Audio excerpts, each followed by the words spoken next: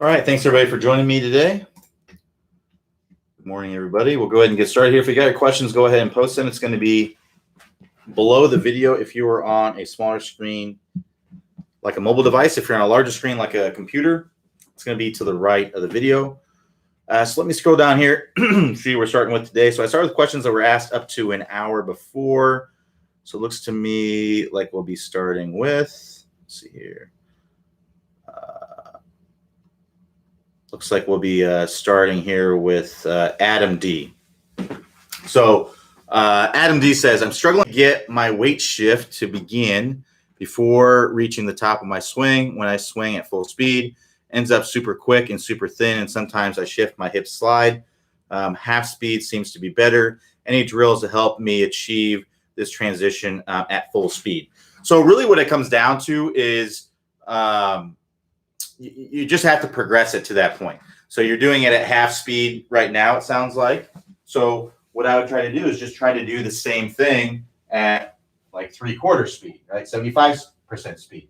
And then I would just, once you get that, then I try to go a little bit faster, right? It usually doesn't work out to where you can do something in a drill where it's regressed, to where you can do it. And then boom, you can do it at full speed, full length swing and things like that. So I would start out, with slower swings and then build up the speed gradually from there. A drill that I like to do with this, for getting that pressure to that lead foot a little bit sooner is just to set up in my normal position here, my setup position. Then I'm going to go back to about lead arm parallel in the backswing, depending on how long your backswing is. If your backswing is really short, if this is pretty much your backswing, then you probably want to go more like waist level. You're going to have to gauge that. But basically, that last third of the backswing is where you want to be, where you want to be getting that shift to the lead side. So if you're most people's backswings are usually around 1030, right? But if it's a little bit short of that, you may want to, when I say 1030, I'm talking about like an arm on the clock, my lead arm. So this would be kind of like my backswing, right? So a third of it, the last third would be about right there. So that's why I say that. But if your swing's a little bit shorter than that 1030, you may want to go, more like about chest level when you're starting to feel that. So again, I'm going to load up as much as I can to that point in the swing. Then I'm going to continue my backswing as I move my body forward, right? And then I'm going to continue to push it into the ground and come all the way through. And I would get really used to that feeling doing many, many reps doing that. And then I would start to gradually do that in a very slow swing, right? So I'm going to do that same kind of feeling in a very slow swing. You may even need to go slower than that in the beginning. And then I'm going to gradually build up the speed as I get better and better and better with it. So that's really, it's not really any more complicated than that. It's really just a matter of, you just got to go in there, do the reps, start out slow, then gradually build the speed. I find where a lot of people get in trouble working on things is they just try to ramp it too quickly. Unfortunately, it doesn't work that way. You have to train your body and your brain to do it. So work through it more gradually, and you'll get better and better and better with it. All right, so let's keep answering some questions here.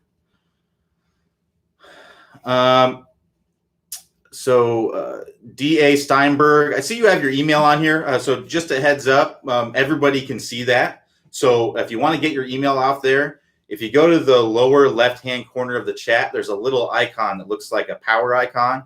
If you select that, that will log you out of the chat, and then you can log back in by clicking to type a message. And then just put like your first name, last initial. That's typically the best thing to do.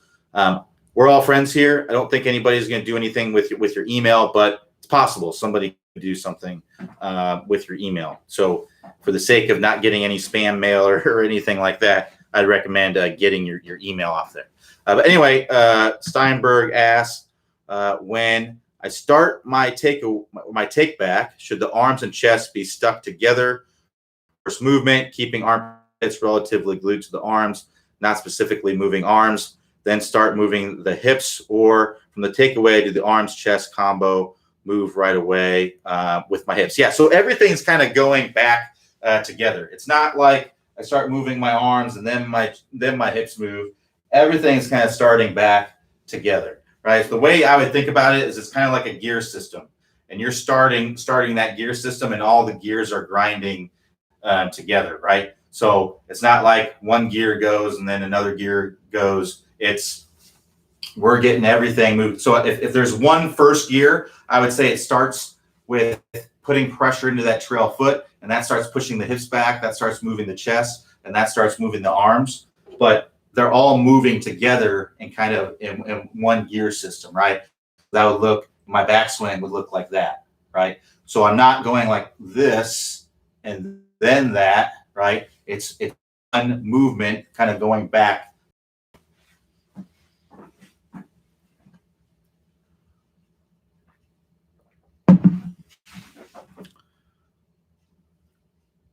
All right, so Ed D says, can you talk about and show how a strong impact position with the right wrist and extension at impact, left wrist bowed, moves into the right wrist flex position, left wrist flex with 3 fingers of the, okay, this is getting super detailed. Can you talk about and show how a strong impact position with the right wrist and extension at impact, left wrist bowed, moves into a right wrist flexed position, left wrist flexed with 3 fingers of the left hand visible at waist high on the fall through? Is that a flip move? If not, how is that accomplished? Wow, that's really getting into the detail and into the woods a little bit. But so at impact, we want to be in a position like this. I'm going to do my best to answer your question, but it's super detailed, and I'm not sure exactly what you're asking. Well, let's go over this. Basically, if you're releasing the club, when we talk about the straight line release, right? The straight line release is where the club kind of splits the forearms here, right? We want that to be happening roughly about 45 degrees in front. Acceptable range, I would say, would be anywhere between 28 to 55 degrees releasing out in front. And when I say that, that's where the club's splitting the forearms. So if I'm coming in, that would probably be about a 30-degree release, and that would be about a 55-degree release. If I'm releasing earlier than that, right, I'm coming into contact and I'm releasing earlier than that, this would be like a 20-degree release, right? I would consider that a little bit of a flip, right? If you're anywhere in the 20 to 29-degree range, there's a little bit of a flip at the bottom, right? It's a little bit. You could benefit from getting the club to release a little bit more out in front and get a little bit more shaft land impact and compression. If you're below 20 degrees, I would say that you have, a pretty still functional. You can still hit good shots. It's just that, again, you could benefit a little bit more from having that club release out in front. If you're someone who's coming into contact and your release is basically at the ball, that shaft is straight up and down, splitting your forearms. Basically, your release is 0 degrees, anywhere between 0 and 10 degrees. You could benefit greatly from having that club release out in front, right? You're going to get a lot more compression. Your ground contact's going to improve and things like that. So ideally, we want to be in an impact position where, as Ed said, that wrist is more in a bent back position. It's extended back. That lead wrist is in a flat, slightly bowed, depending on your grip. So if you have a stronger grip, the lead wrist doesn't have to be as bowed. It's still going to be flat to slightly bowed. In fact, on video, it may appear to be cupped, right? So my lead wrist may appear to be cupped right now. It is not. If you look at it from this angle, you can see that it's slightly bowed, right? So it's flat to slightly bowed. It's just because of the angle that you're looking at it, it's going to look a little bit different.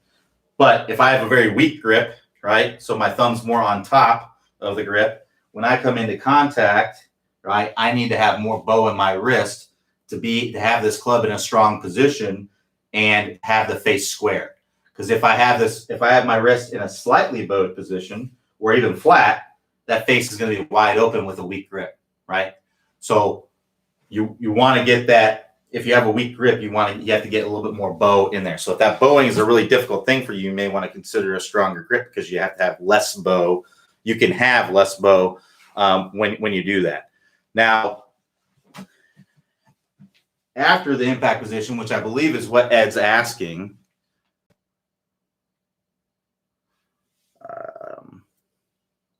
Left wrist bowed moves into right wrist flexed. So right wrist flexion, that's right wrist flexion.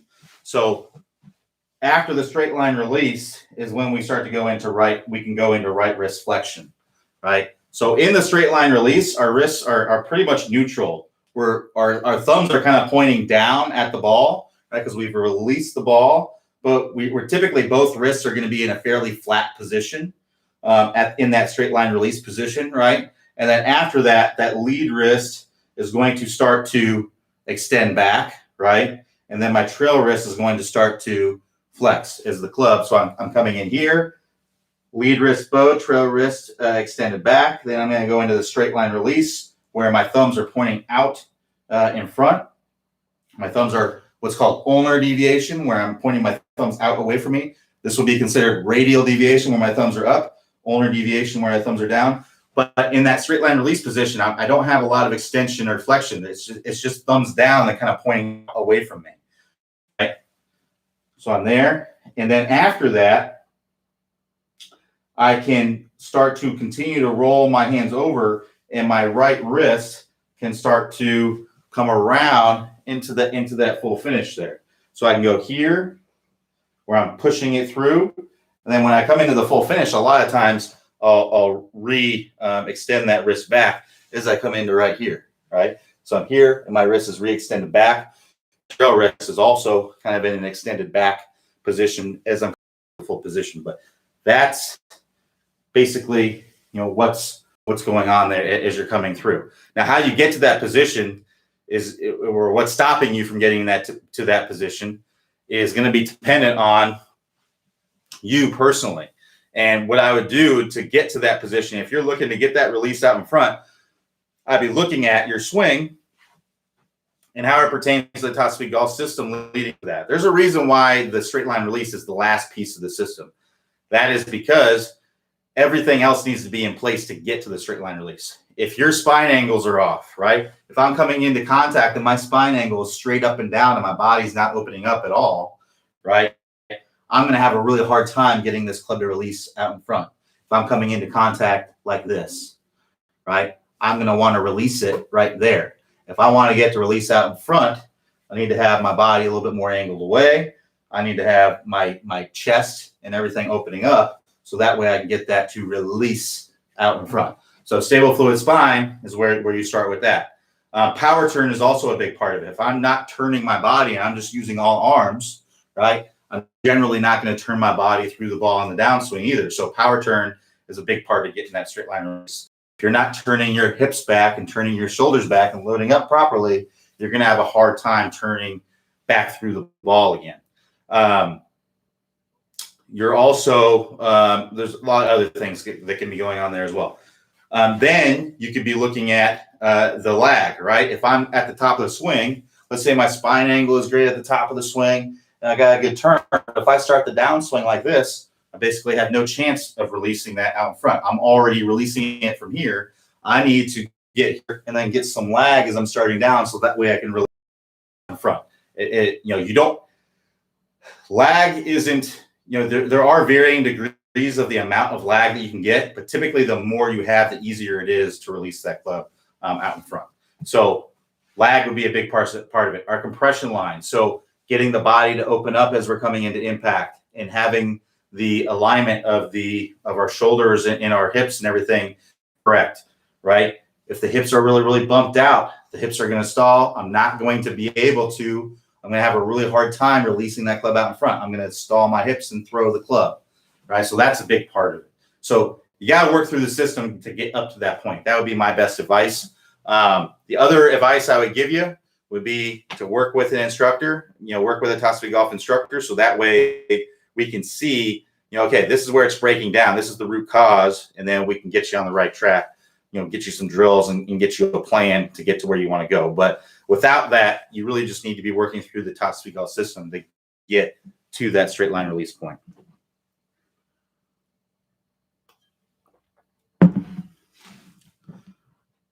So Lee D says, I have invested in the super speed training system recommended by Clay. Is it okay to run this while doing the 20-minute distance fix, or should the 20-minute distance fix be completed first? I would do the 20-minute distance fix first because, especially if you're new to speed training, the reason for that is that, the main reason why the super speed training works really well is because of the neural adaptation that we talk about in the 20-minute distance fix. So what that means is basically you're just swinging as hard as you can. So when you're doing the super speed training, you're swinging with 100% effort on there. And the different weighted clubs do help, a small amount, to get your body kind of used to swinging faster with lighter things. But it's a small amount of what you're getting. What you're really benefiting from, in my opinion, in the super speed training is the swinging with 100% effort, because that's the neural adaptation part of it. So we do that in the 20-minute distance fix. It gets you to where you're doing that. And then what you can do after that is, and that is only if you don't feel that you can be doing the other things in the 20-minute distance fix better. So what the 20-minute distance fix does is it combines the technical aspects of what you need to be doing in your swing to get speed, along with the neural adaptation with swinging with 100% effort. So those are the things that we've found. Basically, creating more space and time to accelerate the club, sequencing, and neural adaptation. Those are the things that get you club head speed. So that's what we do in the 20-minute distance fix. So I would recommend doing that, and then swinging with 100% effort just by itself is only going to do so much, right? So I would try to get the technical aspects down, and then you can do super speed training. Really, what I would recommend that you do is you just keep working through the 20-minute distance fix over and over and over and over, right? So the super speed, the video that you probably saw about Clay, that was long before he went into a lot more. That was when we were really starting to get into and learning, knowing more, because the super speed training, it does work. It is helpful. It absolutely does work, but it's really just the neural adaptation part of it. So what the 20-minute distance fix does is it takes the biggest part of the super speed system that works, and it implements it into it, along with all the other things that really help you to work to get more speed. So creating more space in time and sequencing with that space and time. So that's what I would recommend doing, is really just work through the 20-minute distance fix as much as you can. If you want to do some super speed training after that to kind of see, okay, how much of a difference does it make? Go ahead, but really, if you really want to keep ramping it up, you just keep doing the 20-minute distance fix over and over and over and over again. Or what you can also do is look at the things that where you can get more speed, right? The areas where you're not quite doing as well, and keep ramping those up, or continue to improve the areas that are easy for you to get, right? So if a shoulder turn is one that you got a big, let's say the catapult drill is the biggest gainer for you, right? And a lot of times for most people it is. So you may want to look at, okay, continuing to ingrain getting that big shoulder turn, so that way I don't lose any of that speed that I gain.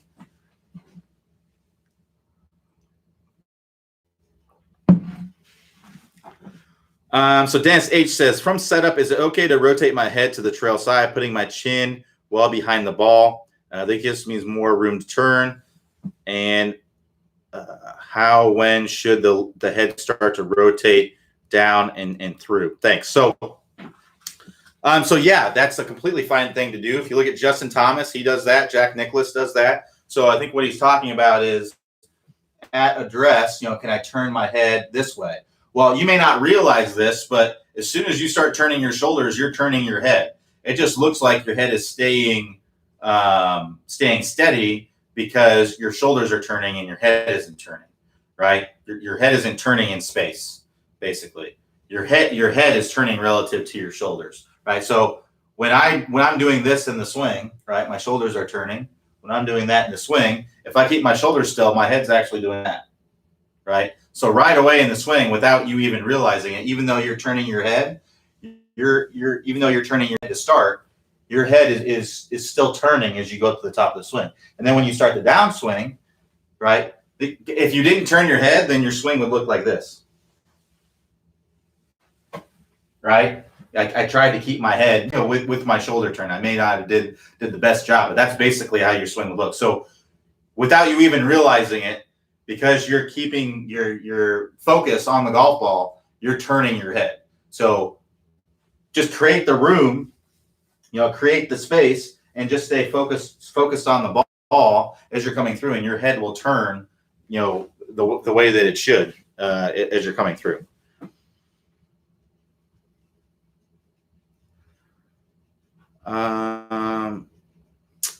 So Steinberg, again, just a reminder about the email, says, keeping a fluid spine angle in mind, where exactly do you start the club at?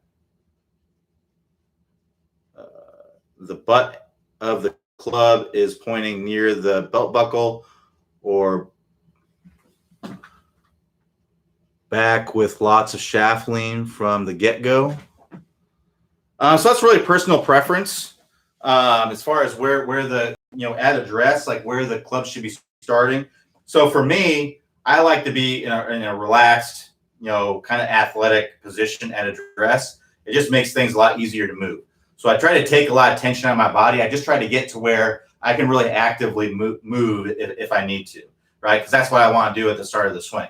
If I'm really pushing my hands forward like this, I'm introducing a lot of tension in there. It's not to say that you can't hit the ball well with a lot of tension in your arms.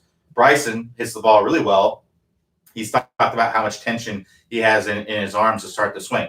It can work really well for you. It's different people, different strokes, right? So that's kind of what you have to find what works best for you. Generally, I would say more people are going to benefit from a more relaxed kind of position. So if I set up relaxed, if I'm just letting my arms kind of hang down, I'm in my spine angle here, right? My butt into the club is basically pointing maybe a little bit left of my belt buckle, right? Because in my spine angle, that gets my trail arm a little bit lower and my lead arm a little bit longer, which will push the handle a little bit more forward, right? If it was the other way, then my handle would be that way, right? But since I want to have my spine angle, my trail hand is underneath, I'm going to have a little bit of shaft lean here at address. Now, there's some people that have it more in the center, and there's some people that will push it a little bit more forward. It's really personal preference, but like I said, you're introducing tension when you do that, and that may make it a little bit more difficult to start the swing properly. Not to mention, if you push the hands forward a lot of times what will happen is you'll open up your body, which will make it difficult to turn the shoulders back. So I like to have that spine angle and let the arms just kind of hang down, more of a relaxed position, so that way everything's nice and square, and I can turn and get into a good position at the top very, very easily. So Robert B says, Q, stopping the hip thrust up and forward during the downswing is a game changer, but that pushback with the lead foot to start accelerating the body arms in the downswing too often causes that dreaded thrust to come back up. Got any surefire cure? It's really just working through the early extension course. That's really what I would recommend doing. And the surefire cure is to train your body to do it. That's really what it comes down to. You have to train your body to do it. And the way that you train your body to do it is by regressing it to where you can do it and then slowly progress it from there, right? So here's how I see a lot of people doing things. Let's say you're a weightlifter, right? And your goal is to lift 300 pounds, right? Well, you can only currently lift 200 pounds. That's the most you can lift is 200 pounds. Well, what you wouldn't do is you wouldn't try to lift 300 pounds every single day because you can't move it. Nothing's ever going to happen. You're not going to get any better or any stronger by trying to lift 300 pounds. It's never going to happen. So what you would do is you would lift 200 pounds and you would get stronger doing the right technique, right? And getting your technique down and actually lifting it with that technique. And then you'll get stronger with that. And then eventually you can get to where you can do 2 reps. Then you can do 3 reps at 200 pounds. Then you can do 4 reps at 200 pounds as you get stronger and stronger and stronger. And then at some point you should be able to get to where you can add some weight and go to 210 pounds. And then again, you're maintaining your technique and getting stronger and you're slowly progressing up. What I see a lot of people do is they either try to lift 300 pounds, or they will go back, they will go down, they will go and lift 200 pounds, but they'll do it a couple times and then try to lift 300 pounds again. It's not going to happen. You have to start slow and build up the speed. You have to regress it to where you can do it. So, and this is with any drill you work on, anything, you have to regress it to where you can do it, right? So regressing it would be slowing down. It might be taking a shorter swing. It might be taking away the golf ball, right? Those are three things that easily, whenever I'm working on anything, what I do is I try to exaggerate it as much as I possibly can, whatever the opposite is. So let's say you are somebody that's doing this in the downswing. That's kind of what you're talking about, right? Is really getting that hip thrust as you're starting down. Well, what I would try to exaggerate in my slow practice swings is really feeling like I'm doing this. I would never want to hit the golf ball like this. This would be way too much bend into the ground. That would be way too much shaft lean. But odds are when you speed that up and you try to feel like you're doing that, that's not at all what you're going to be doing, right? You're going to be doing something that's closer to being what you want. So the way I would approach everything is I would think about it is there's no possible way I can over exaggerate this. And even if you did, then that would be great, because then it's just going to be easy to ease off of it. You're not going to get anywhere by just trying to do it little by little by little. You have to really exaggerate it, go as slow as you have to go to be able to do it, and then you build it up from there. And that's anything. That's just the reality of what it is. If any instructor ever tells you he's got this drill that's going to change your life, that you're just going to be doing it right away today, it's not going to, you might do it once, right? But it's not something that's, that's going to happen that gets to where it's second nature and you can do it automatically. It's BS if that's what you're doing. So there's no surefire cure. The cure is just doing the work, right? Going as slow as you have to go and then building it up from there. It's kind of like, everybody wants six-pack abs until they find out what they have to do to get six-pack abs. Like, oh, I can't drink whiskey anymore. I have to work out. Like, nobody wants to do that stuff, right? Everybody wants to just have six-pack abs and have a good time and sit on the couch, but it doesn't work that way. So it's kind of like the same thing in golf. Like, if you want to change your technique at golf, you have to really work hard. You have to slow things down, and you have to build things up. And it's a process that you have to work through. Everybody just wants to go to the golf course and shoot lights out without doing any work. It just doesn't work that way. So that's the legitimate, what you have to do to get to where you want to go. Reminds me of John Wooden quote, right? If it was easy, then everyone would do it, right? Everyone would just be really good, but it's not easy. You got to be willing to do the stuff that most people aren't willing to do if you want to get really, really good. And that's why in the Top Speed Golf system, you probably notice that we tell you to do 1,000 reps, right? Or 3,000 reps. It's not because, we're trying to keep busy doing drills all the time. It's not because of that. It's because that's what it takes. That's what you have to do that to get to where you want to go. So, and some people, it might take 1,000 reps, and some people it might take 10,000 reps. That's really just a suggestion.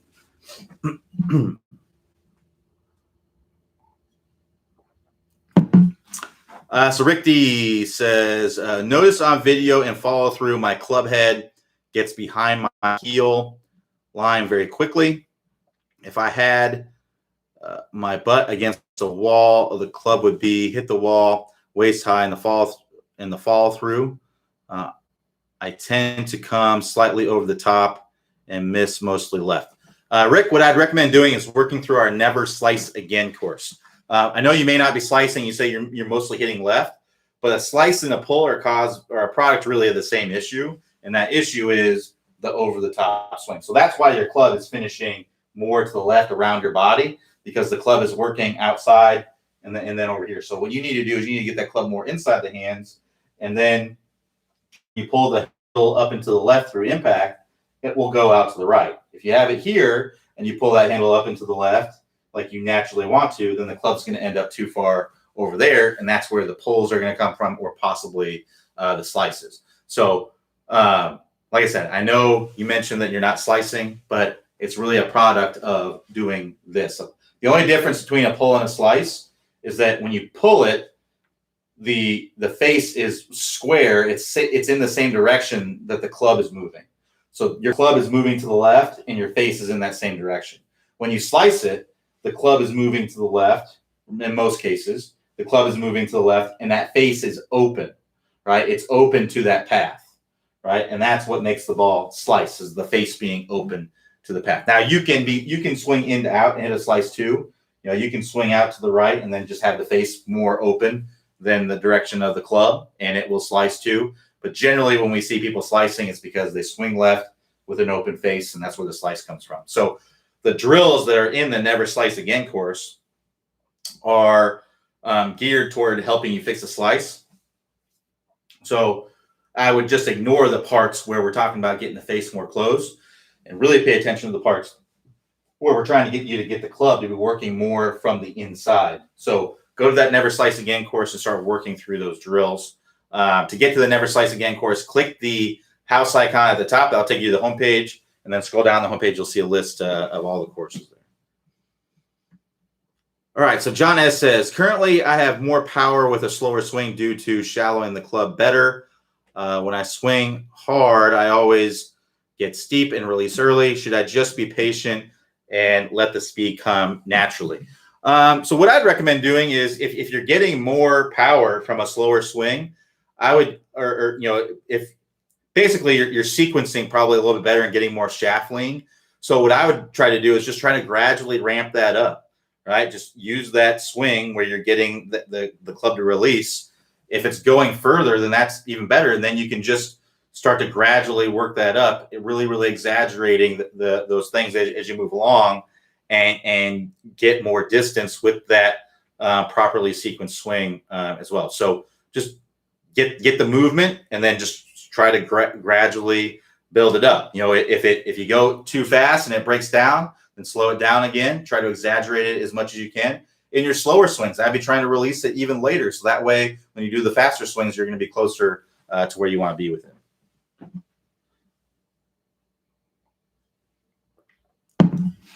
So Don R says, how deep approximately should your hands be to the target line at the halfway back and at the top of the backswing? That's really going to be personal preference based on player. There's advantages and disadvantages of either one, but generally, halfway back, if we're talking about club parallel to the ground, I'll define that as the halfway back point.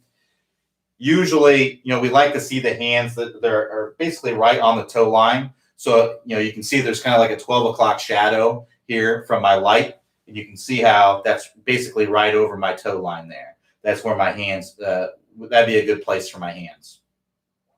But the hand path in the backswing isn't that important. It is, I should say this, it's not as important as the hand path in the downswing. So what you want to look at is my hand path in the backswing making my hand path in the downswing be wrong? So what I would do is I would look at your hand path in the downswing and see if there's issues there. And then if there are, then you could look at, okay, well, is my hand path in the downswing or in the backswing what is causing that? Because there are players that bring the hands back more inside like this. Look at Sam Snead's swing, right? Look at Calvin Peete. Look at Raymond Floyd. They're back here. Right? This is where they are in the backswing. The hands are going much more, over my heel, right? When I'm doing that. And they were great. I mean, Calvin Pete's considered the best ball striker, one of the best ball strikers ever, if not the best ball striker, right? So it doesn't mean that you can't bring this club, my hands inside like this and be successful. You just have to look at it. Now, when I see a lot of players do that, a lot of times what they'll do is they'll do that and the hand path will get too much over, right? A lot of times we want to see, most better players, what we see is the hand path goes a little bit more vertical and then it's a little bit more shallow in the downswing. So if I just take the club off my hands, my hand path kind of goes like that more, right? But there are some players that get the hand path that go like this, right? Where they get it kind of going in like that. And that would be someone like a Calvin Peete, Raymond Floyd, and there are players like a Jim Furyk, a Matt Wolf, that get the hand path kind of going up like that and then way behind. But the only thing that matters is how those hands work down in the downswing. A good reference point for that would be the elbow plane line. Not sure if you've seen it in the videos on the website, but there's something called the elbow plane line. And the way that you check the elbow plane line is you take your video and make sure that you have to have the right camera angle for this for it to be accurate. If the camera angle's off, this is not going to be accurate. So you got to make sure the camera angle is correct. So you set this up. You want to be down your toe line, right? And you want to be about waist level with the camera, somewhere in here. This camera is about eye level. It's a little bit too high. But you want to be about waist level. And then you want to be far away enough to where you and the club never leave the frame. If you're like, this is way too close. So you can see it's cutting off my feet, right? When I go up to the top of the swing, it's cutting off the club. Even this would probably be too close. Yeah, you can see my club's going up out of the frame a little bit. That would still be okay, but you want to be far away enough to where that'd be ideally you'd be far away enough to where you and the club never leave the frame. And then what you do is you draw something called the elbow plane line, which is a line that you draw on your video using an app like V1, which is a free app you can get on Android or iPhone. Just go to the App Store and search V1, V as in Victor, V1 Golf. It's a red icon. They do have a paid version, but you don't need it just to look at your video and draw lines on it. But you draw a line from the hosel of the club. So it starts from the hosel of the club up through your elbow here. And what you want to see is in the downswing, you want to see those hands get on that elbow plane fairly quickly. So they can be up, they're usually going to be above it in the backswing. You know, if you have, unless you have a flat swing, they may be on it. But if you have a,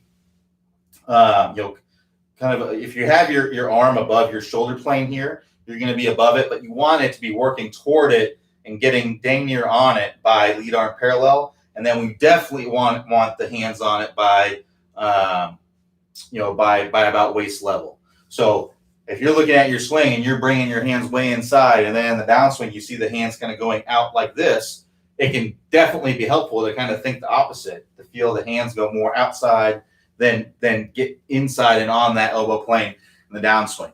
So I wouldn't necessarily, everything you do has to be to improve what's going on at contact. So if the hands are out here, you're typically going to have some poor contact because you're typically going to have to stand up and flip and all kinds of issues there if the hands are on it. Or you got to hit a big over the top slice pull or something like that. So I'd look at your elbow plane line and then determine if you need to move that in the downswing or in the backswing, excuse me.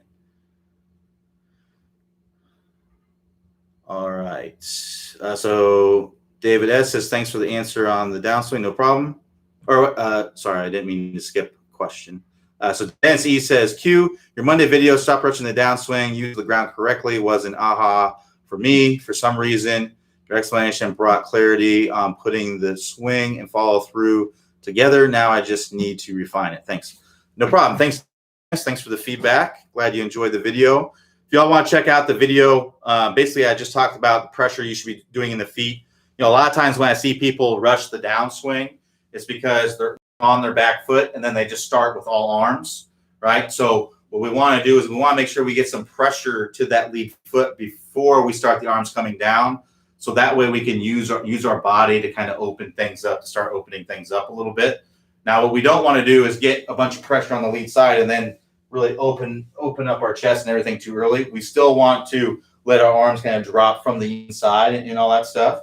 But what I see people do a lot of the times is they're on their back foot and then they start the downswing and that's what opens things up, right? So getting that pressure to the lead side a lot of times lets you get your hand starting, right? Starting down and coming down, and then allow you to turn through the ball a lot better. So if you want to check that out, go to the latest videos. If you click the house icon, that'll take you to the homepage. Scroll down the homepage, you'll see, or actually, if you look on the left-hand side, you'll see the latest videos. And the one that he titled there, Stop Rushing the Downswing, Use the Ground Correctly. That's a good one to get you started with that. So David S. says, thanks for the answer on the starting position. Great stuff. No problem, David. John S. says, great explanation. Thanks to you. No problem, John.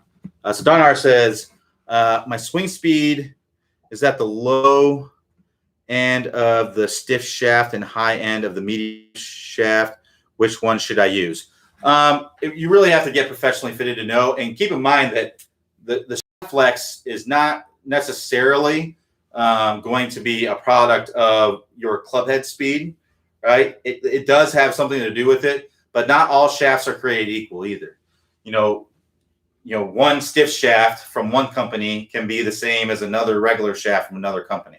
So really the only way to know what shaft's going to be good for you is to get professionally fitted. That's just, what you got to do. So if not, you're just guessing. And to a certain extent, a club fitter is guessing, but they're going to be guessing a lot better than you are. They're going to get you really, really close, because there's thousands and thousands of shafts out there and heads and combinations, and not all club fitters have access. And even if they do have all of that stuff, they getting that perfect thing for you out there is, not, they're going to get you as close as they possibly can for the most part. So what I would recommend doing, if you want to know for sure if you got the right shaft flex, then you got to go get professionally fitted.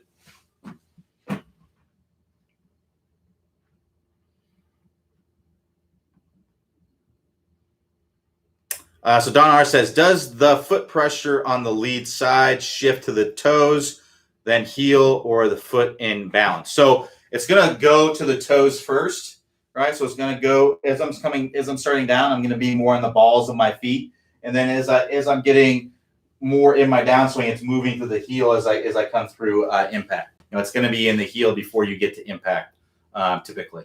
But yeah, it's in the toes just for a brief second, typically, as you're starting down, as you're starting to move pressure in there, and then it moves into the heel very, very quickly.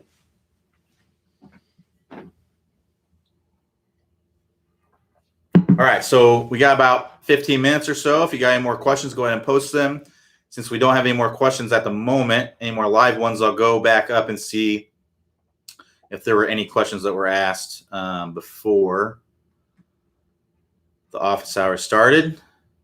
Yeah, so we had one at 2 o'clock in the morning. Somebody, I don't know, maybe they're in a different time zone, but 2 o'clock in the morning, Florida time. So Franz D says, my question, why is it more difficult for an amateur golfer to hit a consistent draw compared to a fade? The two shots are technically the same, just opposite. A fade can be easy made by the right set up. A draw seems to require on top swing changes. So not necessarily. So generally, I would agree with you that I would say that most amateurs have an easier time hitting a fade or a slice than they do a draw. And but there are players that have a hard time hitting a fade as well. It just depends. Everyone's going to have things that are more comfortable for them. But I would generally say, yeah, most amateurs are going to have a harder time hitting a draw as opposed to a fade. And the reason for that is that typically so what causes a fade is the face being open to the path, and what causes a draw is the face being closed to the path. So most people have a much easier time getting the path to move too much out to in and getting the face open, right? So people usually have a much easier time doing this, right? Face open over the top than swinging from the inside and face closed, right? Which is going to make you go, which is going to make you draw. So it's just the reason is it's just easier to open the face and swing over the top than it is to swing from the inside. But that's a generalization. It's fairly accurate. I mean, I would say probably 3 and 4 amateur golfers probably have a much easier time fading it than drawing it. Generally, better golfers have an easier time drawing it. That's more what they're used to because it is a stronger shot. Yeah, I mean, just the reason is just more easy typically to open the face and swing over the top. All right, so it looks like we got a couple more questions come in.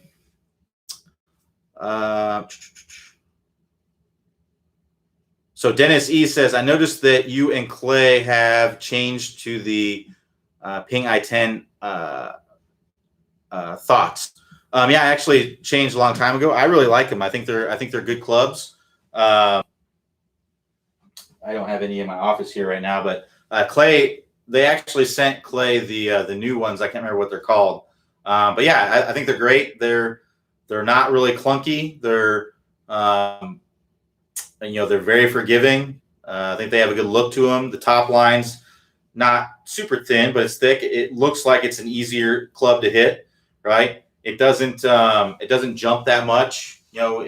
Every now and then you'll get it a little bit, but yeah, I like the way they feel and everything. So I just think they're good clubs. But everyone's going to have different, things that they like, right? Some people are going to benefit more from having a more cavity back kind of club, or a club that helps them hit the ball up in the air a little bit more. Ping has the G irons that are better for that, and there's some going to be prefer a more consistent flight, but you have to hit the ball consistently to be able to do that.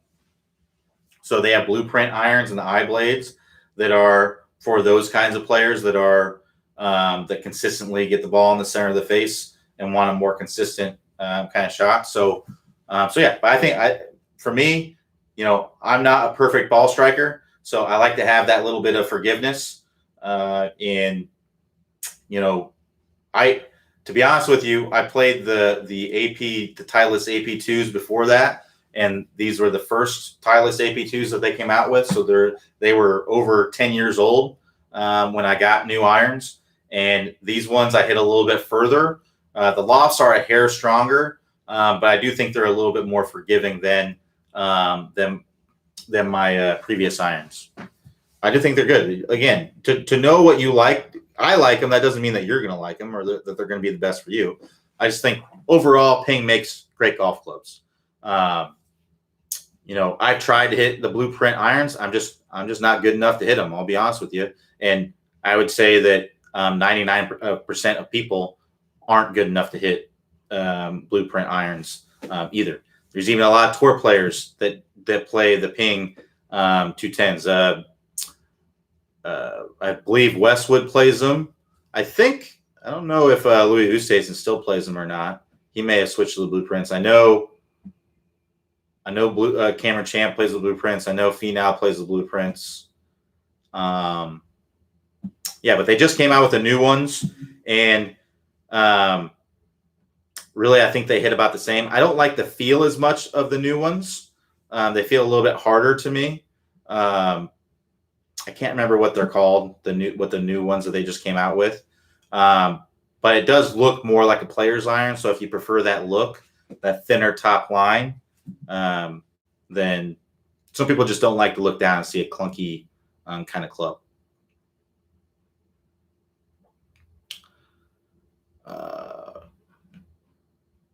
So let's keep answering some questions here. So Don R says, how do you set up for a fade and a draw? Is it a follow-through technique or setup technique? So there's lots of ways to do it. So let's understand what has to happen for the fade or draw. For the ball to fade, the face has to be open to the path. And for the ball to draw, it has to be closed to the path. So the way that I hit a fade is I will set up with my feet a little bit open. What that does is that gets my path going a little bit left in relationship to the target. It's going to be the same in relationship to my body. I still want to be swinging the club from the inside in relationship to me, but in relationship to the target, it's going to be out to in. And that's because I've opened up my body, right? And then what I do is I'll weaken my grip a little bit, which will get the face a little bit more open.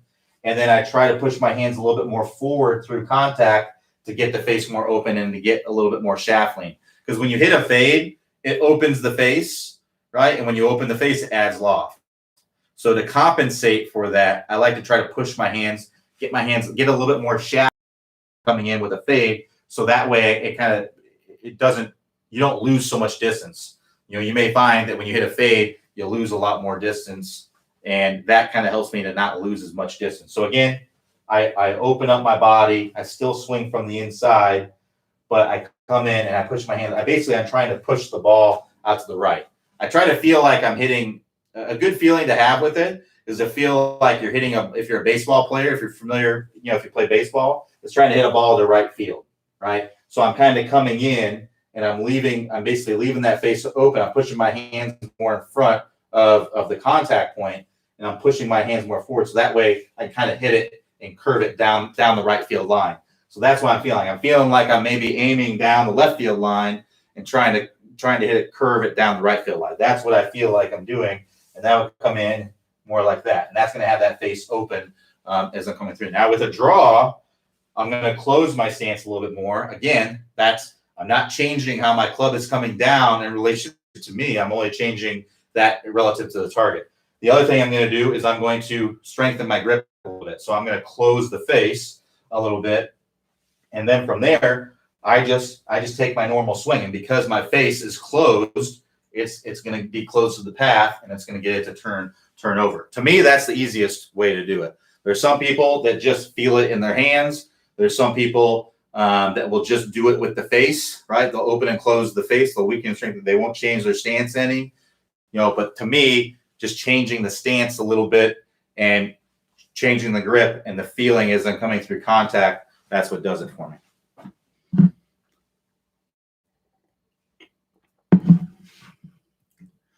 So Ron F says, I heard Clay say he bought a used Ping. Anything to avoid if shopping for a used driver? I would just try to get one in as good a shape as possible. I would make sure that there's no, I would definitely hit it before you take it. That would be my best advice to make sure that there's nothing wrong with it. But you buy a used anything, you're taking the risk that it's not going to last as long, right? Or that there is something. That's why it costs less. So I just say to make sure that it's in usable condition, the way it is right now. So I would just try to hit it beforehand. So Dan State says, many of the bunkers I find more dirt than sand. Suggestions for how to get out. So it's really the same thing. You'll just make a couple adjustments if the turf. I assume that the dirt is going to be more firm, and hard. So when you hit a bunker shot out of a normal kind of fluffier sand, you want to open up the face to where it's like pointing up to the sky. And the reason why you want to do that is it gets the bounce more involved. So the bounce is this clunk of metal that's on the bottom of the ball or on the bottom of the club here. So we want that to be involved so that way it can kind of glide through the turf. So this is a good way to think about it. If you're a water skier, right? If you're water skiing, you want to have the nose of the skis out of the water so that way you can glide on top of the water. So that's kind of, if you imagine the nose of the skis being the leading edge of this club here, the sharp angle, then I'm coming in, I'm hitting the sand with the bounce, and the leading edge is staying up, so it's going to glide through. Whereas if you get the nose of the skis pointing down in the water, that ball is going to die, or that the skis are going to dive into the water. And that's kind of what happens when you get the leading edge down into the sand. It dives into the sand. So when you're hitting out of a harder turf, you don't want to expose the bounce too much, right? Because it can bounce off of there, and then you can end up scolding it out. So what you would do, and you're going to have to go practice this because it is something you're going to have to get a feel for, because not all these situations are created equal. It's not like this is what you do out of a fluffy sand, and then if the sand isn't fluffy, this is what you do, because it's kind of on a spectrum, right? It's going to be, sometimes the sand is just a little bit wet, so it's a little bit firmer. Sometimes it's wet and it's packed down. Sometimes it's dry and it's like concrete. Sometimes it's a little bit crunchy layer on top and then fluffy underneath, right? So it's something that you're going to have to build the skill of learning how to judge. So one way that you can kind of judge that is by digging your feet into the sand. So when you get into the sand, you can kind of dig your feet in and you can feel, okay, that top layer and then that layer underneath, what's going on with that? If it's all just hard, right? Well, then what we're going to do is, instead of opening up the face to where the club face is pointing up to the sky, we're just going to open up the face a small amount. And the amount you do that is going to be based on how hard the sand is, right? The harder it is, the less you open it up. The softer it is, the more you open it up, right? So let's say I just open up the face about that much. That's my judgment. Now, with a normal bunker shot, what I would do is I'd have the face pointing up to the sky, and I'd have my ball position a little bit forward, right? And the reason for that is because I'm going to be contacting the sand, 4 or 5 inches behind the ball, my club's going to glide underneath the ball and then come out of the sand a little bit in front of it, right? So I'm going to have that a little bit forward, so that way I can hit the sand back here and then have it glide through there. Well, if I'm in hard sand, I don't want to hit it back there, because then it may bounce off and then hit into it. So what I'll do is I'll open the face a little bit less, and then I'll get more of my weight on my lead side, right? And that's going to make it easier to hit closer to the ball. So I still want to hit behind the ball a little bit, and depending on how hard the sand is, right? If it's really hard sand, you want to hit a little bit closer to the ball. It's going to be 2 inches behind the ball. If it's moderately hard sand, it may be like 3 or 4 inches, right? But you want to get more forward, so that way you hit a little bit closer to the sand, and you can also hit down into the sand a little, whatever it might be.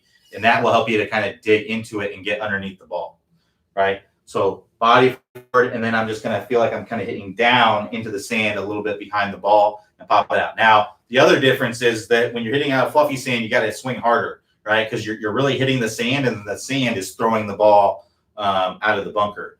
Whereas if you're in a harder bunker, if you're in a hard bunker or some dirt or something like that, you don't need to swing as hard, because you're going to be catching some of the ball. So again, you just have to go practice this. A good way you can go practice it is, by hopefully finding a practice bunker, and bring some water and pour it into the bunker and like pack it down and pack it down as hard as you can and hit some shots out of there.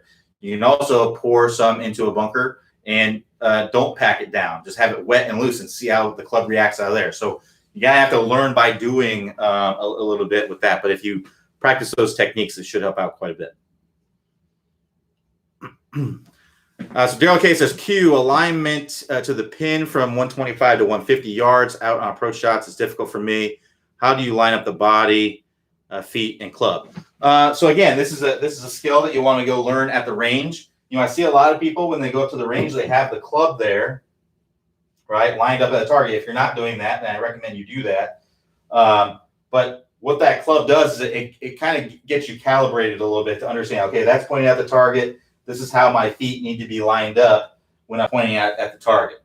So that's good, but it doesn't train you how to do it without it there, right? So it's kind of giving you the feeling for how you should be, but now you need to see, okay, well, how can I line up without it there? So I would just pick some random target out there, right? And then I would come in, and then I would, without the club on the ground, I would get lined up to what feels like lined up to you. And then I would take your club and put it on your feet, and then go back and see where that is lining up with, and if it matches what you're doing. So let's say I came in here and this is lined up way to the right of where I thought I was, right? Well, then I'm gonna give it another try. I'm gonna find a different target, right? I'm gonna find a different flag or a different tree or a mark or something to aim at, and I'm gonna try it again, but I'm gonna adjust. I'm gonna feel like I'm a little bit more aimed to the left than I normally would, right? So I'm aiming at the target. Now I feel like I'm a little bit more aimed to the left, and now I'm going to take this down again, and I'm going to see where I'm lined up. And then I'm going to keep adjusting until I feel like I got it right. And I'm just going to keep doing that to build the skill of figuring out if I'm lined up correctly. So use the stick on the ground when you're just hitting balls, making sure you're lined up with something, but then test your alignment by taking it away and seeing where your feet are lined up after that. All right, so we're right at noon. Thanks, everybody, for joining me today. We'll be back here tomorrow, Thursday, 3 p.m. Eastern Time. Everybody have a good rest of your day, and I will talk to you all next time.